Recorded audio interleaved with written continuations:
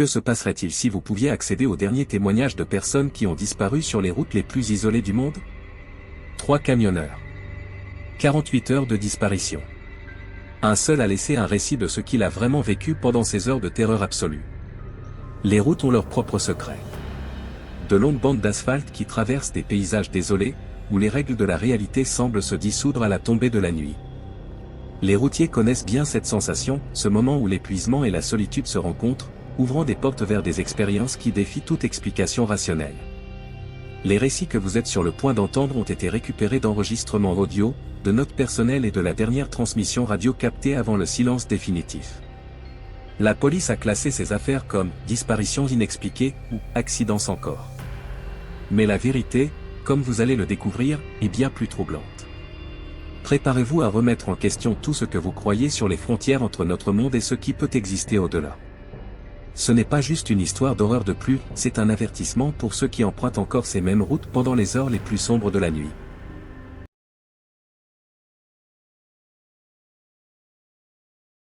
La route s'étirait devant moi comme un serpent noir, avalant la lumière de mes phares tandis que je roulais dans l'aube glaciale. 15 ans à sillonner les routes de l'arrière-pays et je ne me suis jamais habitué à cette solitude qui plane sur l'asphalte après minuit, ce silence qui semble toujours cacher quelque chose.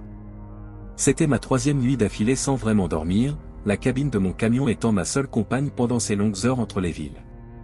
C'est là que je l'ai vue, une silhouette surgissant brusquement à la limite de portée de mes phares, agitant désespérément les bras sur l'accotement. Normalement, je ne m'arrêterai pas, les histoires de braquage de camionneurs ne sont pas de simples légendes urbaines sur ces routes oubliées, mais quelque chose chez cet homme m'a fait freiner. Peut-être sa façon de bouger, comme s'il fuyait le diable en personne, ou peut-être que c'était juste mon esprit crevé qui me jouait des tours, me faisant croire que je pouvais être un héros dans une nuit sans étoiles. « S'il vous plaît, emmenez-moi loin d'ici », a-t-il allé en entrant dans la cabine, des mots entrecoupés par des respirations lourdes qui embuaient la vitre. Ses yeux parcouraient frénétiquement le rétroviseur, comme s'il s'attendait à voir quelque chose nous poursuivre depuis l'obscurité que nous laissions derrière nous. L'odeur qui émanait de lui était un mélange de sueur froide et de peur pure, ce genre d'odeur qu'on reconnaît instinctivement, même sans l'avoir jamais senti auparavant. J'ai avalé ma salive et accéléré le camion, les pneus protestant contre l'asphalte tandis que nous prenions de la vitesse. « Vous allez où » ai-je demandé, essayant de garder une voix ferme tout en observant discrètement son reflet dans le pare-brise. « N'importe où loin d'ici » a-t-il répondu, sa voix presque un chuchotement, comme s'il craignait que quelque chose puisse l'entendre même à l'intérieur de la cabine fermée de mon Scania. On a roulé en silence pendant presque 20 minutes, juste le grondement du moteur et le craquement occasionnel de la radio remplissant le vide entre nous.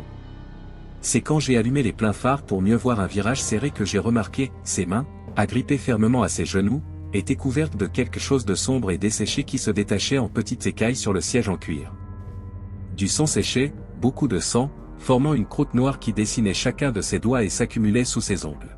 « Vous êtes blessé » ai-je demandé, ma gorge soudainement sèche comme du papier de verre, tandis que mes doigts serraient involontairement le volant jusqu'à ce que les jointures deviennent blanches. Il a simplement secoué la tête négativement, ses yeux ne rencontrant jamais les miens, fixés sur un point lointain au-delà du pare-brise poussiéreux. « Ce n'est pas mon sang » a-t-il murmuré finalement, les mots tombant entre nous comme des pierres dans un lac sombre.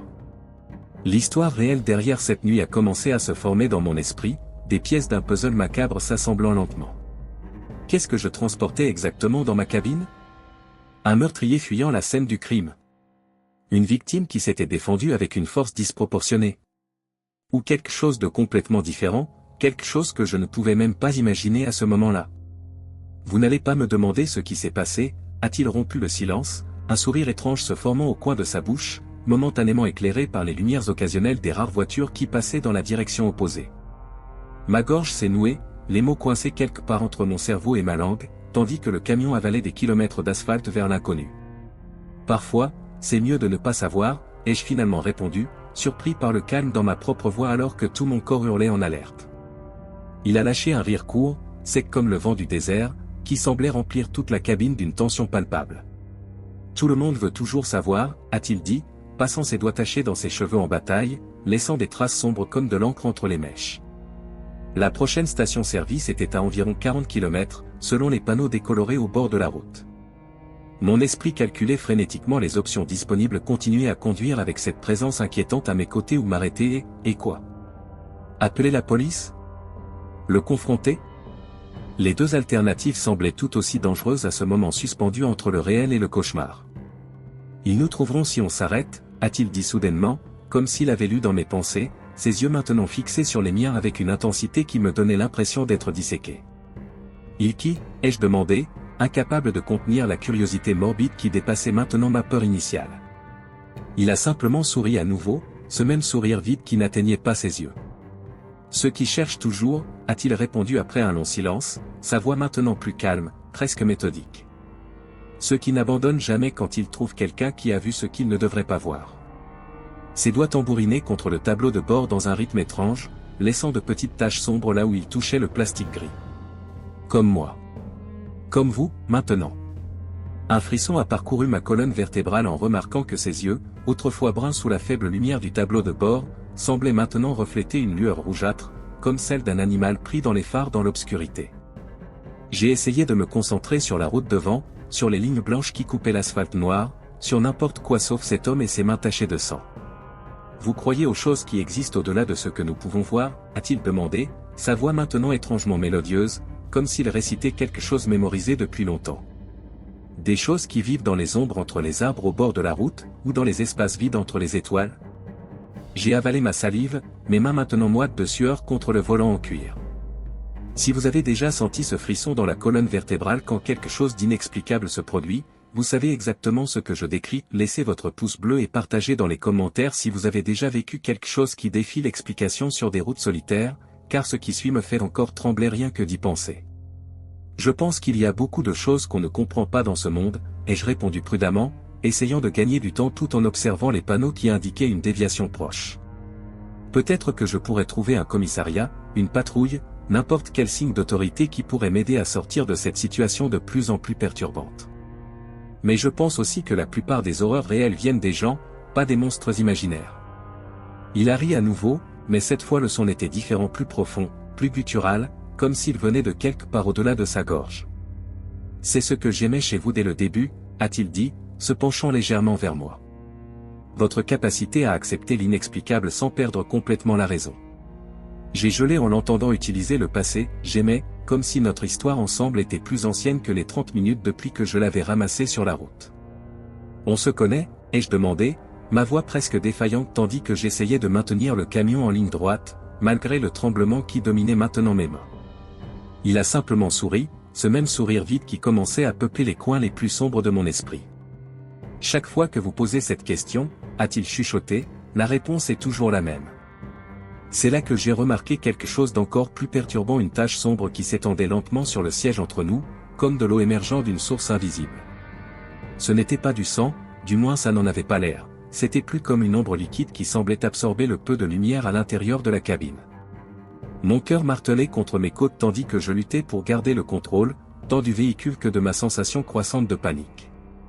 Qu'est-ce que vous êtes ? Les mots se sont échappés de mes lèvres avant que je puisse les retenir, ma voix presque méconnaissable à mes propres oreilles. Il a incliné légèrement la tête sur le côté, comme un oiseau curieux étudiant un insecte particulièrement intéressant. Je suis juste un passager, a-t-il répondu avec une simplicité déconcertante. Comme je l'ai toujours été. Comme je le serai toujours sur les routes que vous choisissez de conduire. J'ai alors réalisé que je ne me souvenais pas exactement où j'avais commencé mon voyage cette nuit-là, ni où j'allais. Les souvenirs semblaient glisser entre les doigts de mon esprit comme du sable fin, ne laissant que la sensation persistante que cela s'était déjà produit auparavant, peut-être de nombreuses fois. La route devant nous semblait s'étendre infiniment dans l'obscurité, avalant la lumière des phares comme un abîme affamé. On est presque arrivé, a-t-il annoncé avec une étrange satisfaction, pointant vers quelque chose au-delà du pare-brise que mes yeux ne pouvaient pas distinguer dans l'obscurité impénétrable. J'ai senti mon pied appuyé involontairement sur le frein, le camion ralentissant sans mon ordre conscient. Au fur et à mesure que nous ralentissions, j'ai pu voir une silhouette debout sur l'accotement plus loin, une silhouette solitaire agitant désespérément les bras.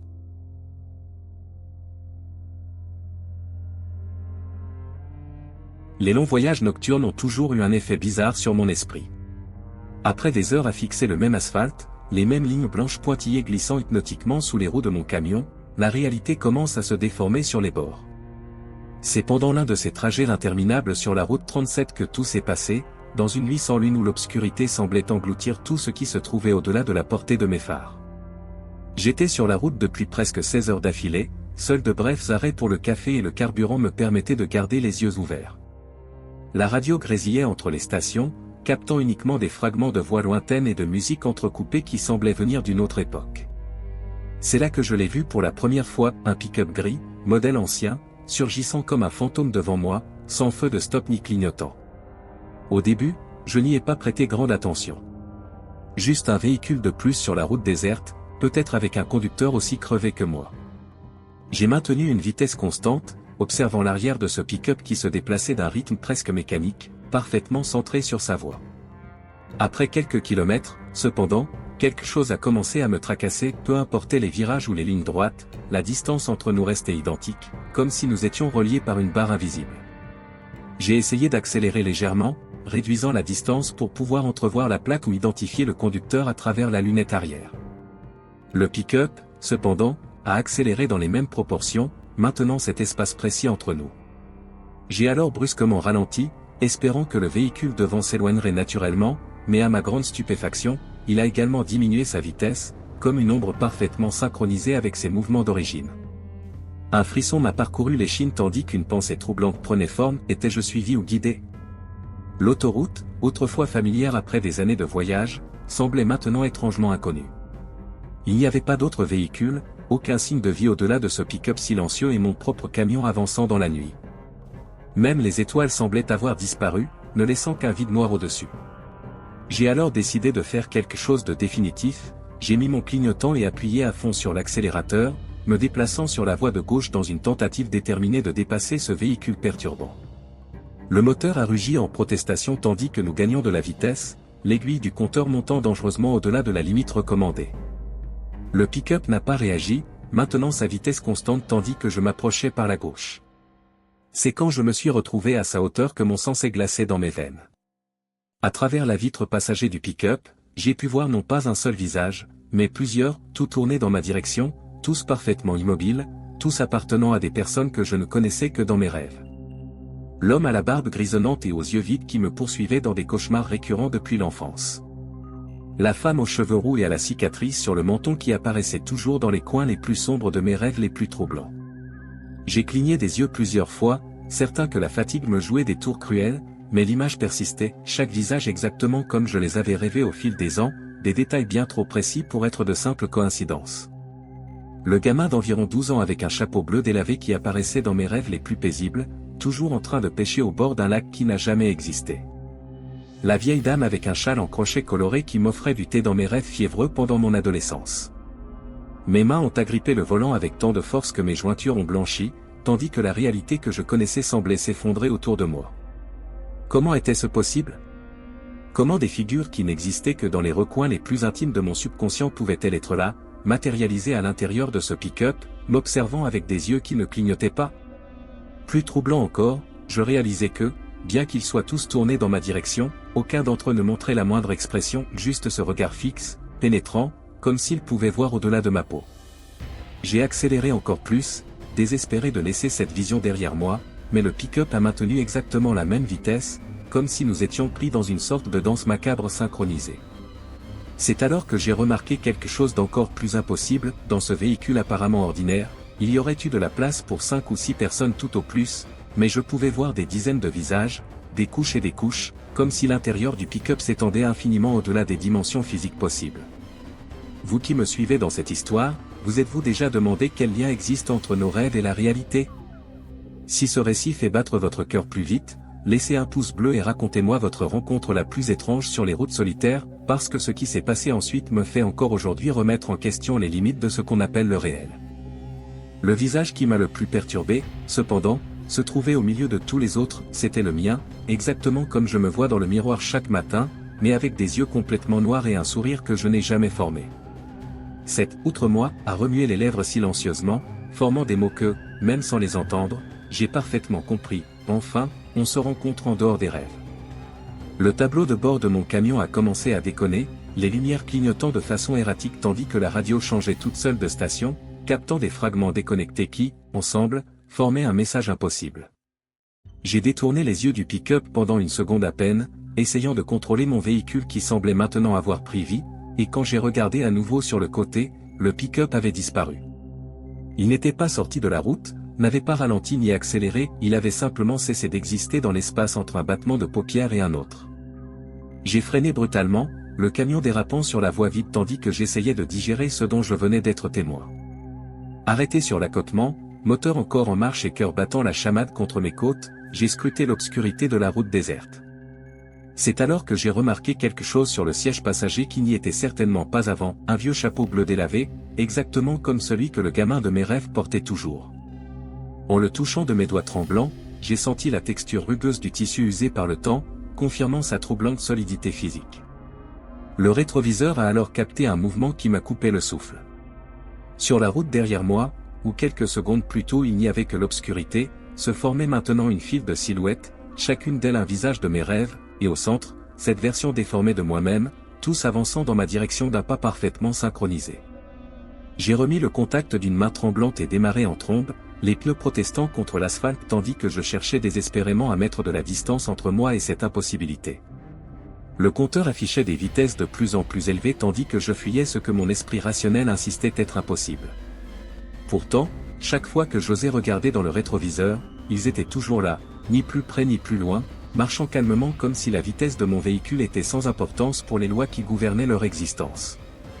La radio ne captait maintenant que des parasites, entrecoupés par intermittence d'une voix qui ressemblait étrangement à la mienne, répétant des coordonnées qui n'avaient aucun sens. J'ai conduit ainsi pendant des heures, ou peut-être des minutes, le temps semblait se comporter de façon erratique, l'horloge numérique du tableau de bord clignotant des chiffres aléatoires qui ne suivaient aucune séquence logique. Le paysage alentour n'offrait aucun réconfort, les mêmes virages, les mêmes arbres, comme si j'étais pris dans une boucle interminable d'asphalte et de désespoir. À un moment donné, j'ai réalisé que le soleil aurait dû se lever depuis longtemps, mais l'obscurité persistait, implacable comme les regards qui me suivaient. C'est là que j'ai aperçu des lumières au loin, pas les lumières froides et distantes des étoiles, mais l'éclat chaud et accueillant qui ne peut venir que de la civilisation humaine. Une station-service matérialisée comme un oasis de normalité au milieu de ce cauchemar sans fin. J'ai ralenti progressivement, craignant que tout mouvement brusque ne puisse dissiper cette promesse de retour à la réalité connue. Je me suis garé sous les lumières fluorescentes de l'auvent de la station et j'ai coupé le moteur, le silence soudain presque assourdissant après des heures de rugissement constant. En sortant de la cabine, mes jambes tremblaient tellement qu'elles me soutenaient à peine. L'employé de la station m'a jeté un regard curieux tandis que je marchais dans sa direction, remarquant probablement ma pâleur et mon expression troublée. « Ça va, mon pote ?» a-t-il demandé avec cette désinvolture typique de ceux qui discutent avec des inconnus au milieu de la nuit. J'ai essayé de répondre, mais les mots semblaient coincés dans ma gorge. C'est alors que j'ai remarqué ce qui passait sur le petit téléviseur derrière le comptoir, un journal local montrant la photo d'un routier disparu depuis 3 jours. Celui-là était un client régulier, a commenté l'employé, suivant mon regard fixe sur l'écran. On dit que son pick-up a été retrouvé abandonné sur la route 37, mais aucune trace du corps. Mon cœur semblait sur le point d'exploser quand l'image a changé pour montrer le véhicule, un pick-up gris, modèle ancien, exactement comme celui que j'avais vu. Mais ce qui m'a fait tituber en arrière, manquant presque de perdre l'équilibre, c'était le gros plan suivant sur l'identification du conducteur disparu, c'était mon visage qui remplissait maintenant l'écran, sous mon nom complet et ma date de naissance. La réalité a commencé à onduler autour de moi, comme vue à travers de l'eau trouble. L'employé continuait de parler, mais sa voix me parvenait déformée. J'ai titubé vers le camion, mes mains cherchant désespérément les clés qui auraient dû se trouver dans ma poche. En entrant dans la cabine, j'ai réalisé que quelque chose avait changé, je n'étais plus dans mon camion familier, mais au volant de ce même pick-up gris. Et dans le rétroviseur, ce n'était plus mon visage qui me fixait, mais cette version aux yeux noirs et au sourire troublant.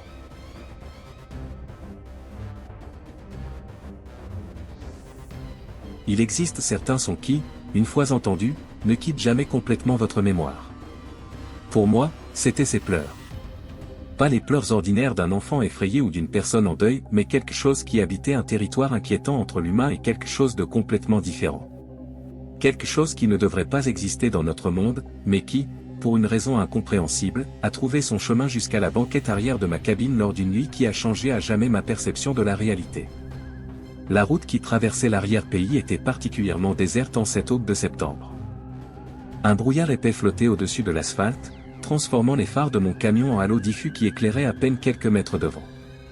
Il y avait quelque chose dans l'atmosphère cette nuit-là, un poids, une densité dans l'air qui rendait chaque respiration consciente et laborieuse. Même les insectes nocturnes, généralement si bruyants dans cette région, gardaient un silence perturbant. J'en étais à mon 12e jour consécutif sur la route, dépassant largement la limite recommandée pour le repos, mais la cargaison devait être livrée et les délais n'attendaient pas pour des conforts humains comme un sommeil adéquat. La fatigue commençait déjà à se faire sentir, se manifestant dans les ombres qui semblaient bouger à la périphérie de ma vision et dans cette sensation persistante que quelque chose observait chacun de mes mouvements à travers l'obscurité qui engloutissait la cabine du camion. C'est peu après 3 heures du matin, cette heure où la nuit semble plus profonde et où le monde des vivants est à son moment le plus vulnérable, que je l'ai entendu pour la première fois. Un sanglot doux, presque inaudible sous le ronronnement constant du moteur, venant de la banquette arrière de la cabine.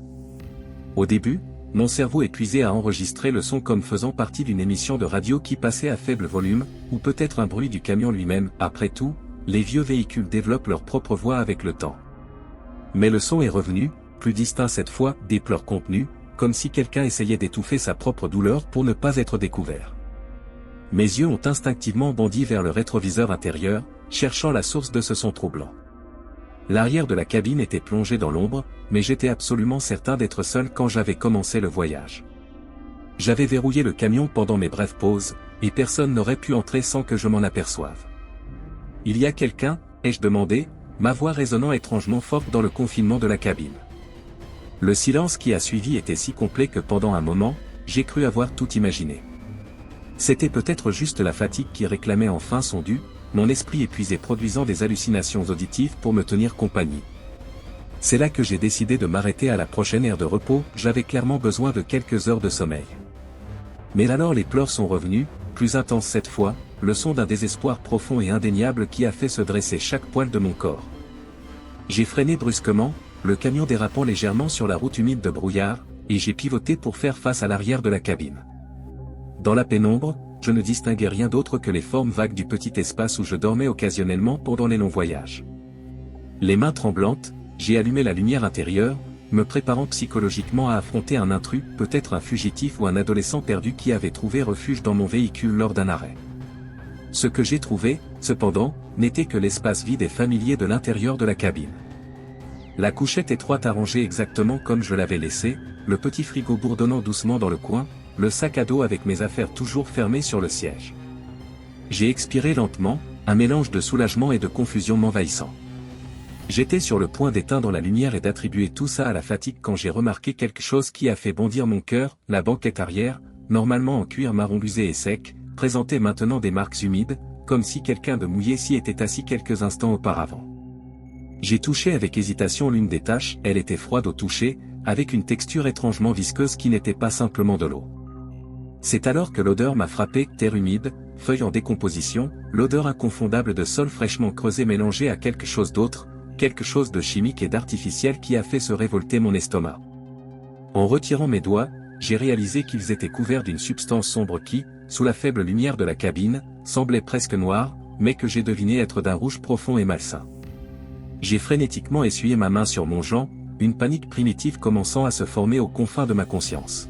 « Qui est là ?» ai-je crié maintenant, toute prétention de calme abandonnée tandis que mes yeux scrutaient chaque centimètre de la cabine, cherchant un intrus qui semblait simultanément présent et absent. Le silence qui a suivi n'a été interrompu que par le son de ma propre respiration accélérée et le tic-tac monotone de l'horloge numérique sur le tableau de bord. J'ai décidé que je devais sortir du camion, respirer de l'air frais, reprendre le contrôle de mes sens clairement compromis par trop d'heures sans dormir. J'ai coupé le moteur et ouvert la porte, l'air froid de l'aube frappant mon visage comme une gifle nécessaire. La route s'étendait, vide dans les deux directions, engloutie par le brouillard à quelques mètres de là, créant l'étrange sensation que le camion était suspendu dans un limbe entre des lieux réels. C'est en faisant le tour du véhicule, essayant d'organiser mes pensées, que j'ai remarqué les marques au sol, de petites empreintes qui partaient de la porte passager et disparaissaient dans la végétation dense qui bordait la route.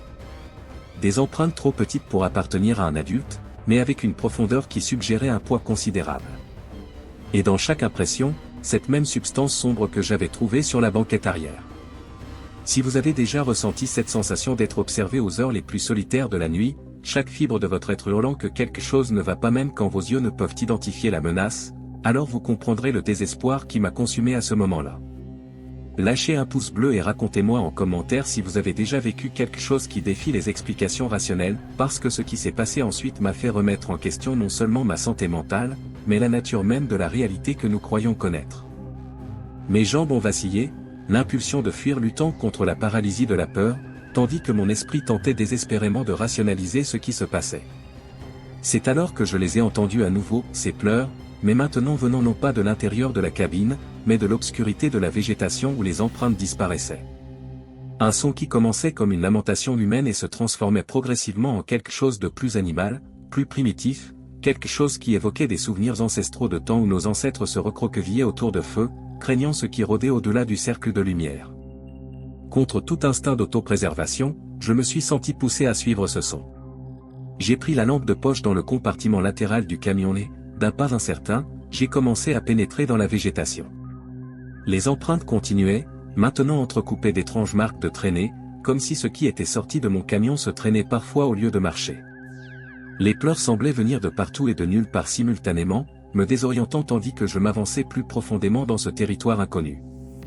Après ce qui m'a semblé des heures, mais que ma montre insistait n'avoir été que quelques minutes, je suis arrivé dans une petite clairière où le brouillard semblait se concentrer en une colonne spirale qui tournait lentement, contredisant toutes les lois de la physique que je connaissais. Au centre de cette formation impossible, quelque chose bougeait, une petite silhouette, accroupie dos à moi, ses épaules secouées en synchronisation avec les sanglots qui m'avaient attiré jusqu'ici. « Salut !» ai-je appelé d'une voix tremblante, la lampe révélant que la silhouette portait ce qui semblait être un pyjama d'enfant couvert de boue et de cette même substance sombre que j'avais trouvée dans le camion. Lentement, comme dans un film d'horreur où vous savez exactement ce qui va arriver mais ne pouvez quand même pas détourner le regard, la silhouette a commencé à se retourner. C'est à ce moment que ma lampe a flanché, plongeant tout dans une obscurité si absolue qu'elle semblait avoir son propre poids et sa propre texture. Dans le noir, j'ai senti quelque chose de froid toucher ma main, de petits doigts glacés enveloppant les miens dans une étreinte étonnamment forte. « Tu es revenu » a chuchoté une voix enfantine, si près de mon oreille que j'ai senti son haleine froide contre ma peau. « Tu reviens toujours. » J'ai essayé de reculer, mais ses doigts me tenaient avec une force surnaturelle, leur peau ayant une texture étrangement rugueuse, comme du vieux papier laissé sous la pluie.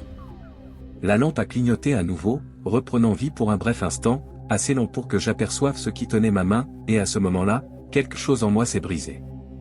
Ce n'était pas un enfant, bien que ça en gardait vaguement la forme. C'était quelque chose qui semblait avoir été façonné par quelqu'un qui ne connaissait l'apparence humaine que par des descriptions imparfaites, une approximation troublante qui échouait à capturer l'essence de ce qu'elle tentait d'imiter. Ce qui s'est passé ensuite reste fragmenté dans ma mémoire, je me souviens avoir couru désespérément vers le camion, des branches fouettant mon visage tandis que je trébuchais dans l'obscurité.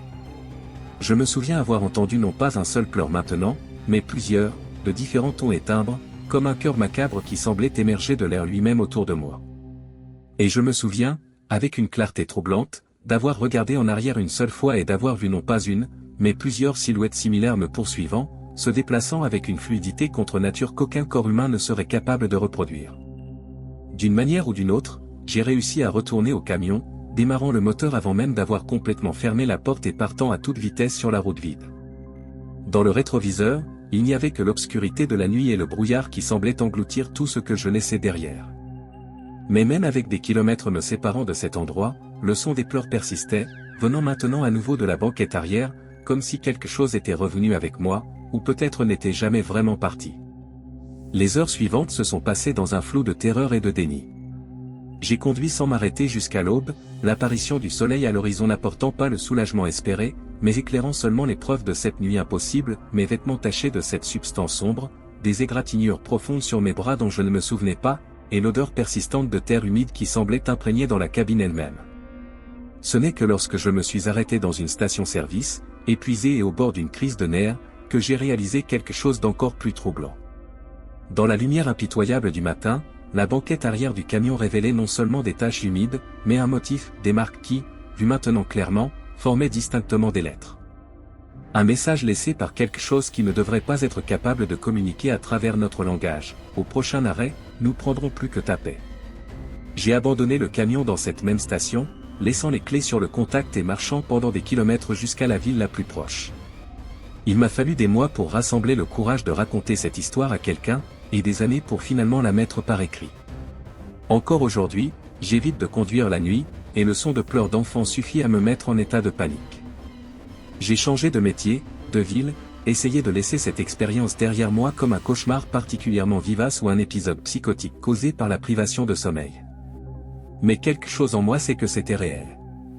Et la preuve est dans les cicatrices que je porte, pas seulement les physiques sur mes bras, mais les invisibles qui ont marqué mon âme cette nuit-là.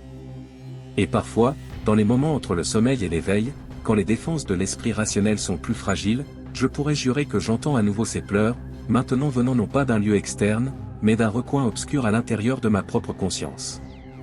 Le plus troublant, cependant, ce sont les nouvelles qui ont commencé à apparaître dans les semaines suivantes, des rapports d'autres camionneurs qui ont disparu précisément sur ce même tronçon de route. Certains ont été retrouvés des jours plus tard, errant confus dans des villes lointaines, sans aucun souvenir de ce qui s'était passé. D'autres n'ont jamais été revus. Et dans chaque cas, les témoins mentionnaient avoir entendu d'étranges pleurs d'enfants la nuit précédant la disparition. En approfondissant mes recherches, j'ai découvert que cette zone spécifique avait une histoire ancienne, bien avant que la route ne soit construite. Au XIXe siècle, on raconte qu'une communauté entière a mystérieusement disparu après des rapports d'étranges sons nocturnes venant de la forêt. Les rares survivants ont décrit des créatures qui imitaient les voix humaines, particulièrement les pleurs d'enfants, pour attirer des victimes dans l'obscurité. Les légendes locales parlaient d'entités ancestrales qui habitaient ces terres bien avant les premiers colons, des êtres qui existaient dans un plan parallèle au nôtre et franchissaient occasionnellement la mince barrière entre les mondes. Les scientifiques et les sceptiques soutiendraient que tout n'était que des hallucinations causées par une fatigue extrême, peut-être combinée à un gaz naturel libéré dans cette région spécifique, connue pour provoquer des orientations et visions. Peut-être ont-ils raison. Peut-être que mon esprit épuisé a fabriqué toute cette expérience à partir de légendes urbaines et de peurs profondément enracinées dans l'inconscient collectif de ceux qui passent de longues heures seuls sur les routes. Mais alors, comment expliquer les taches qui n'ont jamais complètement disparu du revêtement de ce camion ? Comment expliquer le petit objet que j'ai trouvé dans ma poche quelques jours plus tard, ce qui semblait être un jouet ancien, fait d'un matériau qu'aucun expert n'a pu identifier, couvert de symboles qui ne correspondent à aucune langue connue ? Et plus important encore, comment expliquer que, même des années plus tard, lors de nuits particulièrement silencieuses, mon téléphone reçoit occasionnellement des appels de numéros inexistants, et tout ce qu'on entend de l'autre côté, ce sont ces mêmes pleurs, maintenant accompagnés d'une voix enfantine qui répète toujours la même phrase, « Nous t'attendons toujours pour ton retour ?» Un jour, j'ai reçu une correspondance anonyme, une simple enveloppe contenant uniquement une photographie en noir et blanc. Dessus, mon ancien camion, abandonné quelque part que je ne reconnaissais pas, entouré par ces petites silhouettes que j'avais vues cette nuit-là, leurs visages flous comme si l'image elle-même refusait de les capturer clairement. Au verso de la photo, écrit d'une calligraphie enfantine irrégulière, le message qui me hante encore, la cabine ne reste jamais vide très longtemps. Et ainsi s'achèvent les derniers témoignages connus de ces 3 camionneurs qui ont disparu pendant 48 heures. Que leur est-il vraiment arrivé ? Ces événements se sont-ils déroulés uniquement dans leur esprit, produits de longues heures d'isolement et d'épuisement sur des routes désertes ? Ou existe-t-il quelque chose d'autre dans les ombres entre les arbres qui bordent l'asphalte, quelque chose qui attend patiemment le moment propice pour se manifester ? Avez-vous déjà ressenti cette sensation inexplicable de ne pas être seul, même quand vos yeux vous confirment le contraire ? Avez-vous déjà entendu des sons qui ne devraient pas exister dans le silence de la nuit, sur des routes où la civilisation semble n'être qu'un lointain souvenir ? Partagez en commentaire votre propre expérience inexplicable, qui sait, peut-être découvrirons-nous des schémas que les autorités refusent de reconnaître. Certains théoriciens suggèrent qu'il existe des points précis sur nos routes où la barrière entre les dimensions devient plus fine, permettant à des réalités parallèles de se superposer occasionnellement à la nôtre. D'autres croient que des entités ancestrales, bien plus anciennes que notre civilisation, habitent encore les espaces sauvages entre nos villes. Quelle est votre théorie ? Si cette vidéo vous a fait remettre en question la nature de la réalité que nous croyons connaître, n'oubliez pas de laisser un pouce bleu, de partager avec ceux qui apprécient également les histoires qui repoussent les limites du possible, et de vous abonner à la chaîne pour d'autres récits que les autorités préfèrent garder classés. Activez la cloche pour être notifié quand le prochain mystère sera révélé, car nous reviendrons bientôt avec les témoignages de 5 personnes qui ont photographié quelque chose qui ne devrait pas exister. À la prochaine vidéo, si vous êtes encore là pour la regarder.